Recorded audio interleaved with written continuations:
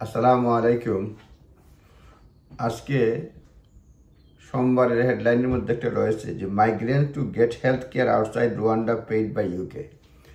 যারাদেরকে Rwanda পলিসির অধীনে রুয়ান্ডাতে পাঠানো হবে তাদের হেলথ কেয়ার ফেসিলিটিস সরকার দিবে। অনেক ধরনের ফেসিলিটিস ইতিমধ্যে একটা চুক্তি স্বাক্ষর হয়েছে একটা হেলথ ইন্স্যুরেন্স কোম্পানি এবং রুয়ান্ডার সঙ্গে। আরও বিভিন্ন পদক্ষেপ সরকার নিয়েছে।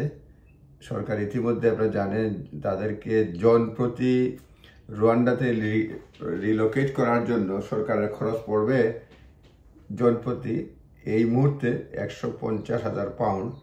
এবং সরকার যেগুলিও করতেছে সেখানে যাওয়ার পরে যদি দরকার পড়ে কেউ অসুস্থ হয়ে গেলে পরে বিদেশেও ট্রিটমেন্ট করা হবে। এই রুয়ান্ডার চুক্তি যাদেরকে নেওয়া হবে।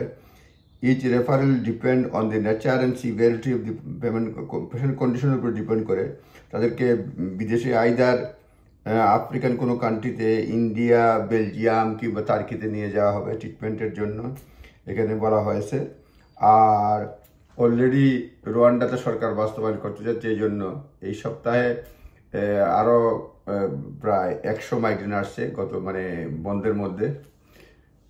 সুতরাং টোটাল এই বছরে অলরেডি 10,000 মানুষ নৌকায় পাড়ি দিয়ে চলে আসছে। সুতরাং সরকার খুবই চিন্তিত, আবার সুযোগ সুবিধাও দিতে যাচ্ছে।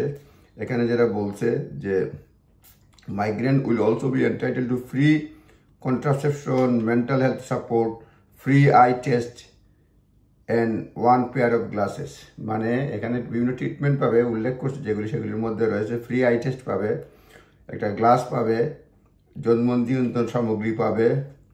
এরপর হচ্ছে a contract sign in Kigali on Tuesday between Rwandan government and a health insurance company covers migrant for 5 years after arriving in the country.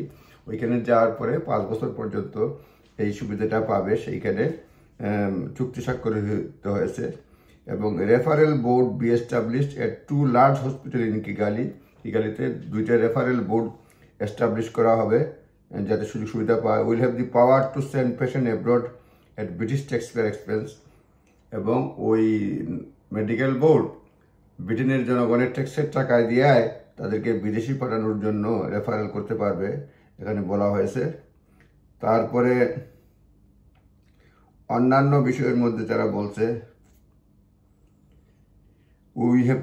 Home অফিসের যিনি কর্মকর্তা বলছেন আমরা প্রুভ করেছি যে রুয়ান্ডা সেফ থার্ড কান্ট্রি, সুতরাং এখানে যেতে পারবে, কোনো অসুবিধা নাই।